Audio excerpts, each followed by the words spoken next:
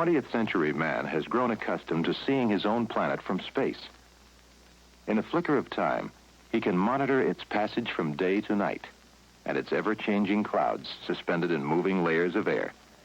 The one feature which makes planet Earth unique in the solar system, its atmosphere, with its life-supporting ingredients, oxygen from the plants and moisture from the seas.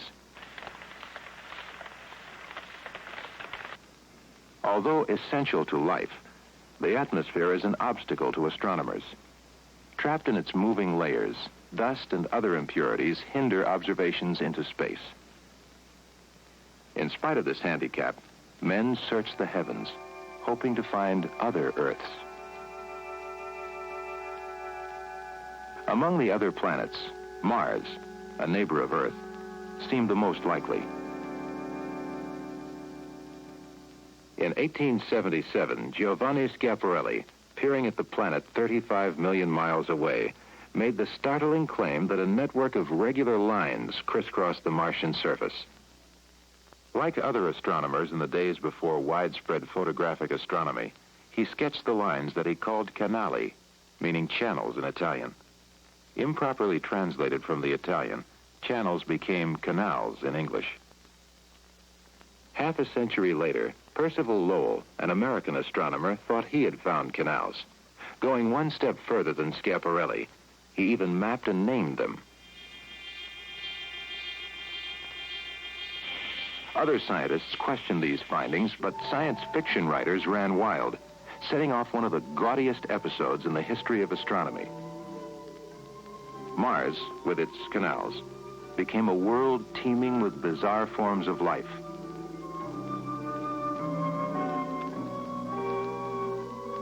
Low-gravity forests inhabited by tall, spindly creatures. Warriors in constant battle. Gentle, man-like Martians. H.G. Wells conjured up feathered Martians, half human, half bird, and octopus horrors with huge brains vastly superior to man's.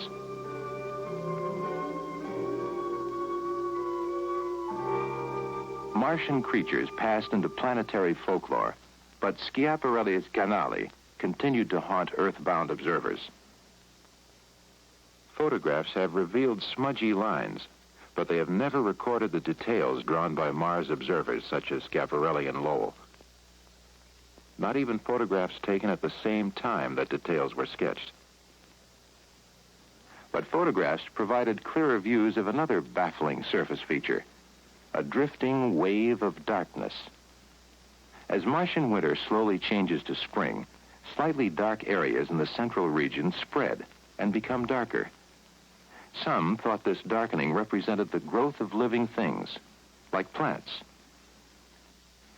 Equally puzzling were the large white areas in the polar regions which recede with the oncoming of the Martian summer. Could they be melting snow and ice fields? If so, what happens to the water? Does it evaporate into the Martian atmosphere? With powerful instruments, like this one, on Kitt Peak in Arizona, astronomers can measure and analyze the composition of the invisible atmospheric blanket surrounding our neighboring planet. Reflected sunlight from the surface of Mars, the only light which makes planets visible, passes through mirrors to be spread into its different colors or wavelengths, indicating the chemical elements of its atmosphere. The findings could only disappoint those who sought life on other planets, for the Martian atmosphere is very thin, with carbon dioxide predominating, and hardly any water. No atmosphere suitable for vegetation. The 1960s freed astronomy from the limitations of Earth-bound observations. In 1964, equipped with a telescope and a television camera, Mariner 4 headed for Mars. Its mission? To take close-up pictures, which would, hopefully, resolve the mysterious wave of darkness and other unanswered questions. After traveling for 8.5 months toward its moving target, the camera photographed the Martian surface at a distance of only 6,000 miles.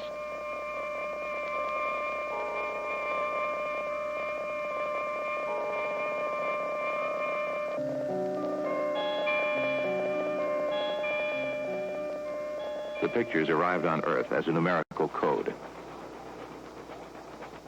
The computer, without which modern space research would be impossible, translated it into the first close-up photographs ever taken of another planet. These views showed neither canali nor clues to the wave of darkness, but they did reveal something else quite startling. A surface dotted with craters, some of them more than 100 miles in diameter.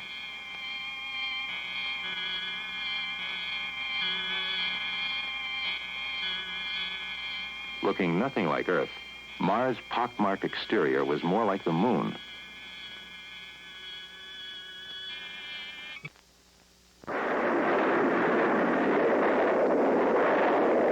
Early in 1969, Mariner 6 and 7 began two unprecedented space missions. Launched a month apart, they were to investigate the wave of darkness and the South Polar Cap. Astronomers, astrophysicists, engineers, geologists, geophysicists, biologists stood by, waiting for theories to be proven or disproven, and for possible surprises.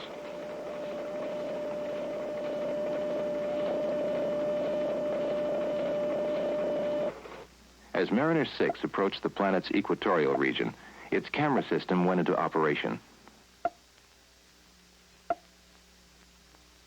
Close to the surface, details as small as 900 feet in diameter were recorded. Again, no pictorial evidence of the wave of darkness emerged.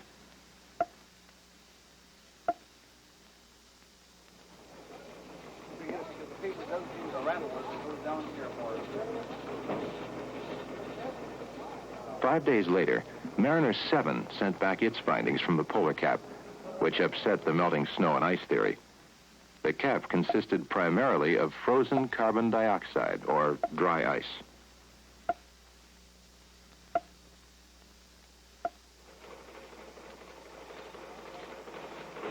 The new Mariner photographs detected another unexpected surface feature.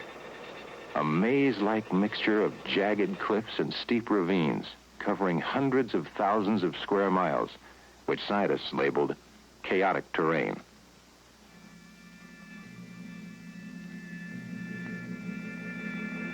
To combine all the Martian explorations on a 24-hour basis, a global network of scientific stations, a planet patrol, was set up in 1969.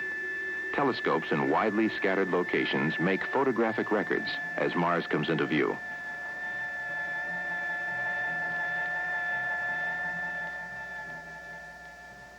At Flagstaff, Arizona, scientists coordinate their observations with those of their colleagues in other parts of the world.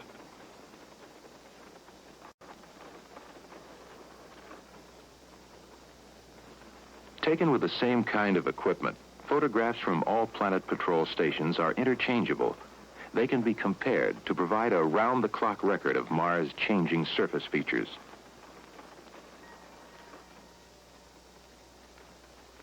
A grid can pinpoint any area under study.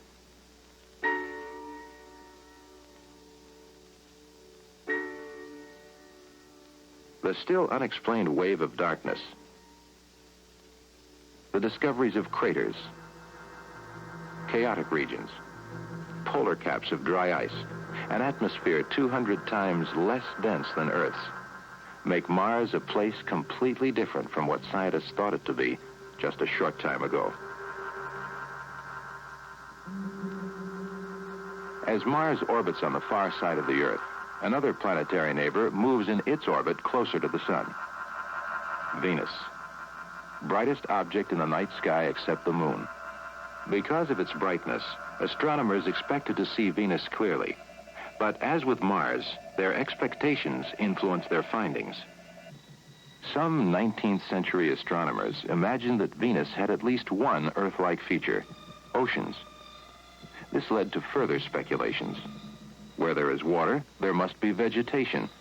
And where there is vegetation, there might be a higher form of life.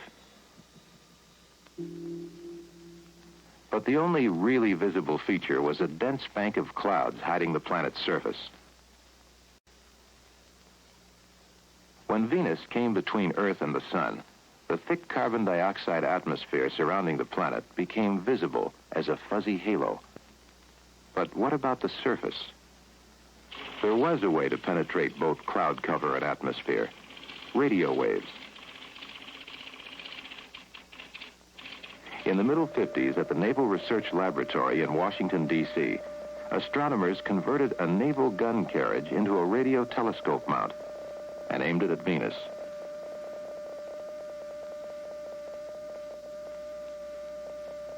The temperature of Venus' cloud deck had already been estimated at minus 40 degrees Fahrenheit, not too different from that above Earth. Was Venus like Earth, as many suspected? The radio waves supplied a clear answer. It wasn't. A minimum of 620 degrees Fahrenheit were measured on its seething surface. Lead would melt. Blood would boil. Venus' closeness to the sun could not explain the enormous temperature. There had to be another reason. One possible explanation: the greenhouse effect. Sunlight passing through the roof is absorbed by both ground and plants, but the radiated energy is trapped by the greenhouse's atmosphere and its glass roof. Heat builds up. Could Venus be one giant greenhouse? Again, Earthbound observations could not provide the answer. In the early days of space exploration, manned balloons were put into service. At 90,000 feet, above almost all of the Earth's atmosphere, sensitive infrared detectors measured the clouds surrounding Venus. Surprisingly, these and later readings indicated ice crystals in the cloud deck on top of the atmosphere. Ice crystals which might be acting as a greenhouse roof, trapping the planet's heat. Was Venus roasting under ice?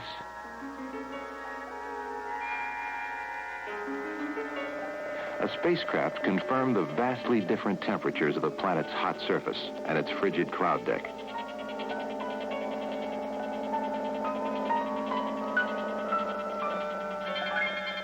Subsequently, another spacecraft, Mariner 5, measured the Venusian atmosphere and its cloud cover from its vantage point.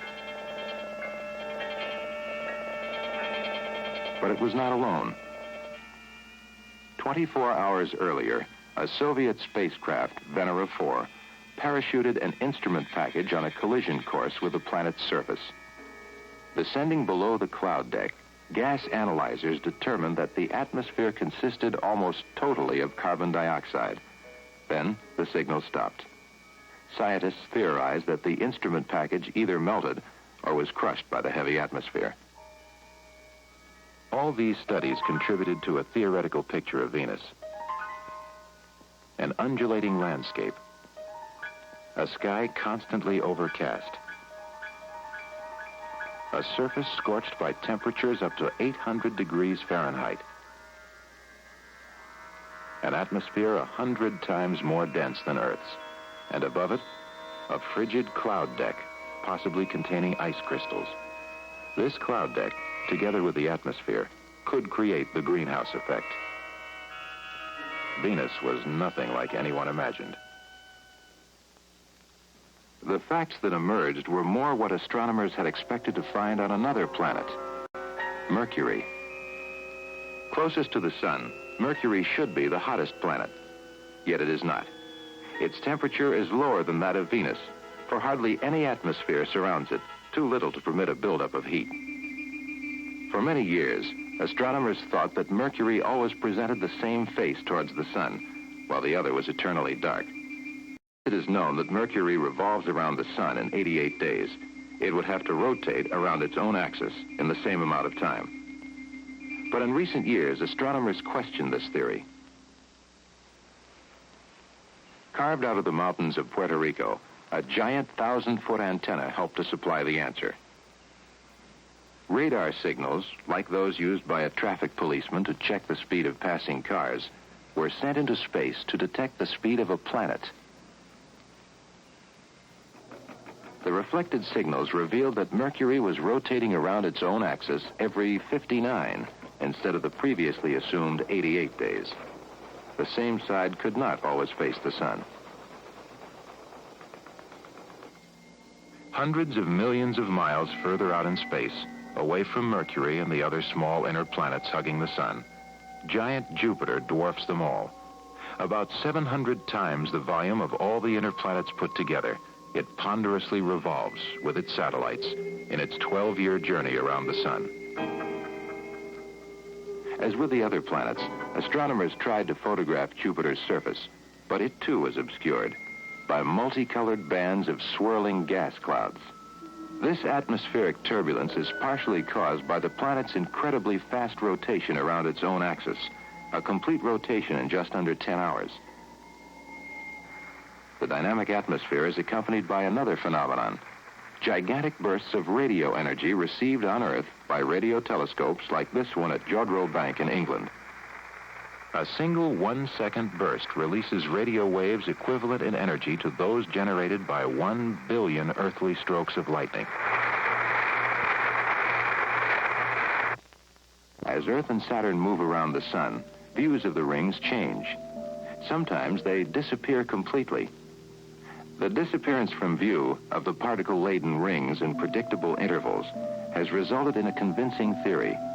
The rings are so thin that their knife-edged sharpness makes them invisible. Saturn was the most distant of the heavenly wanderers known to ancient man. It took thousands of years to locate the next one. The determination of a German musician turned astronomer to the English court, William Herschel, brought about this discovery in the late 18th century. Sighting a faint disk among the stars, he studied its motion across the sky and realized he had discovered another planet, Uranus. This discovery set in motion a series of other discoveries. Uranus, 1 billion miles farther away from the sun than Saturn, did not travel in a predictable orbit. The French mathematician Leverrier concluded that the gravitational interaction with another planet could be the cause. He edited its location. Gala found the missing object in 1846, way beyond Uranus. Another gaseous giant, Neptune. But its mass was not sufficiently large to explain all of Uranus' erratic motion. 70 years later, Percival Lowell, the proponent of the Martian canals, thought he had found an answer by mathematically predicting the orbit of another planet, which he called Planet X. He died before he could locate it, but his prediction gave impetus to others to pursue the search. Clyde Tombaugh, still studying planets in the 1970s at New Mexico State University, discovered the last planet in the solar system. In the 1930s, at Lowell Observatory in Flagstaff, Arizona, he used this telescope to look for the elusive Planet X. A farmer, amateur astronomer, later turned professional, he systematically photographed the night sky.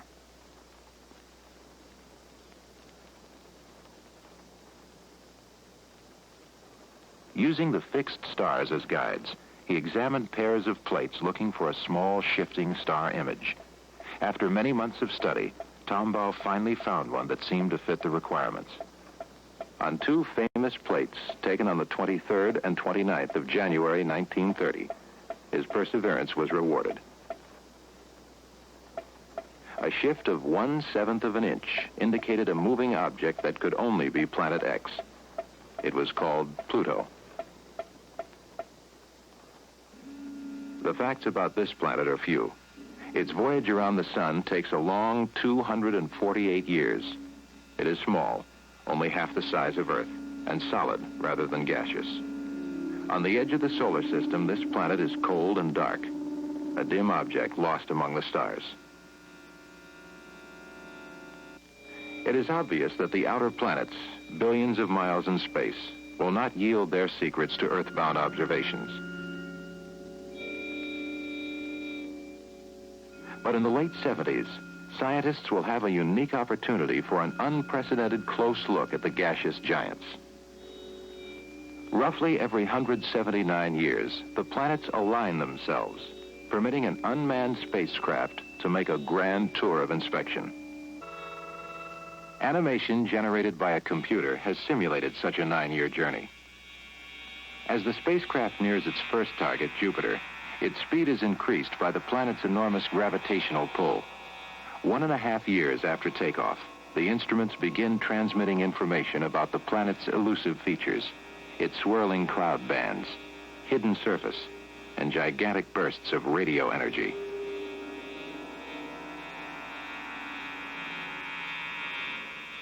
Then, deflected by Jupiter's mass in this grand game of interplanetary billiards, the spacecraft is passed on to its next target 2 years away, Saturn.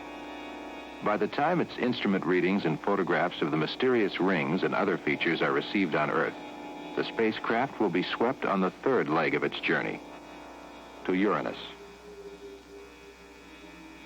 The only planet which spins on its side, its satellites moving around it like passengers on a Ferris wheel. Uranus, this tiny speck in the sky as seen from Earth, may on close inspection yield some revelations about its unique features.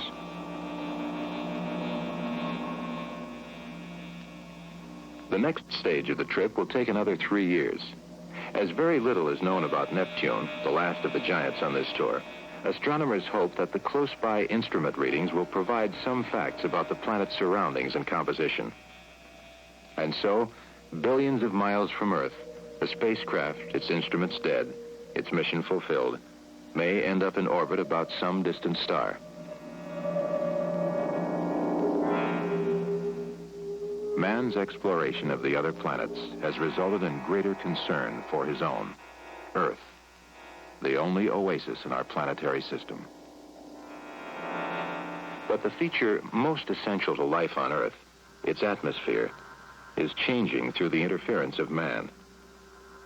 Increasing amounts of carbon dioxide surround us, the same gas which contributed to making Venus a seething wasteland. It is well within reason that if man continues to abuse his environment, Earth, too, may become barren like its sister planet. If we can draw any conclusion from our explorations of other planets, it is that man is alone in the solar system, that he alone can conserve those ingredients which make Earth a planet of life.